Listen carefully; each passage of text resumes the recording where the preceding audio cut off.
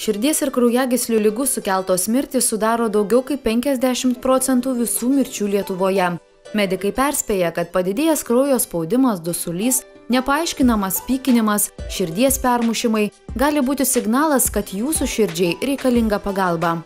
Dažnai žmonės net nežino, kad serga ir tik atsiradus sunkiems sutrikimams kreipiasi į gydytojus pagalbos, kuomet jau tenka gydyti ligos pasekmes. Sergančių širdies ir kraujagyslių ligomis viena iš sudėtinių bendro gydymo dalių tai yra reabilitacija. Reabilitacinės priemonės yra įvairios, jos yra skiriamos tam, kad palaikyti žmogaus fizinį aktyvumą, tam, kad treniruoti širdies ir kraujagyslių sistemą. O šios priemonės yra ypatingai labai svarbios ankstyvose ligos stadijose, kuomet dar nėra rimtų pažeidimų. Procedūrų tikslas yra pagerinti kraujotaką tiek galūnėse, tiek širdies raumenyje, taip pat pritaikyti širdies ir kraujagyslių sistemą prie fizinių krūvių ir mažinti rizikos veiksnius. Tai yra padėti reguliuoti kūno svorį, reguliuoti arterinį kraujo spaudimą, pagerinti medžiagų apykaitą ir išvengti komplikacijų.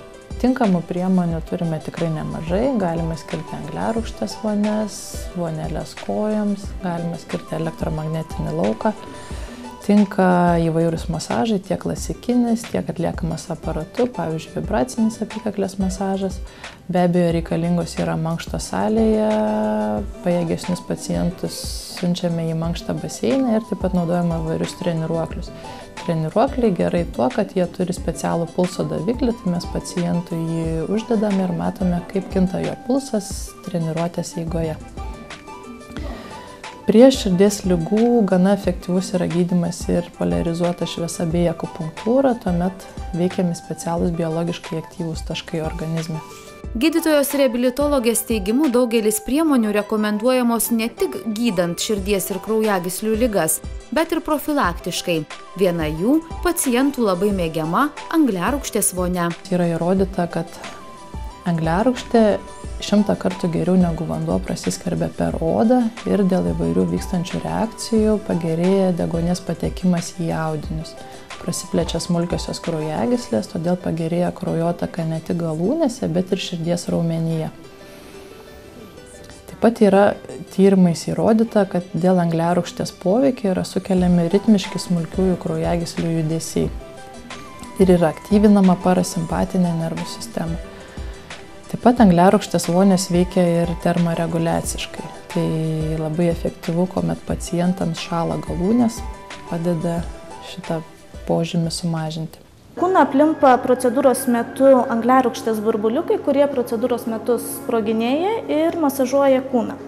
Pradžioje, kada žmogus yra paguldomas, jisai jaučia šaltį, nes vandens temperatūra yra 28–32 laipsniai šilumos. Kada jisai guli, jisai jaučia šilumą, po truputį sproginėjantis burbuliukai, jie masažuoja žmogaus kūną ir atpalaiduoja. Yra naudojama spalvų terapija, kuri taipogi atpalaiduoja irgi žmogų, raminančiai veikia.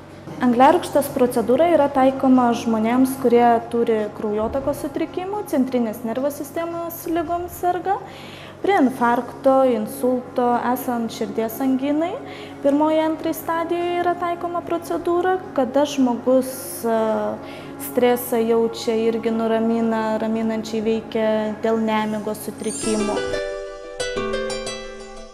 Dar noriu akcentuoti, kad nereikia bijoti mankštų, nes mankštos yra parenkamos pagal paciento funkcinę būklę, individualus būna fizinis krūvis, dozuojamas jisai yra palaipsniui didinant fizinį krūvį ir skiriama tokiems pacientams daugiau atsipalaidavimo pratimų ir specialių kvėpavimo pratimų. Gydytoja reabilitologė pabrėžia, kad labai svarbu profilaktiškai stiprinti širdį.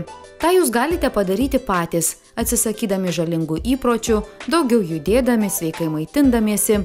O tinkamai parinktos širdį ir kraujotakos sistemą stiprinančios procedūros Panevėžio fizinės medicinos ir reabilitacijos centre padės ilgam išsaugoti sveiką širdį.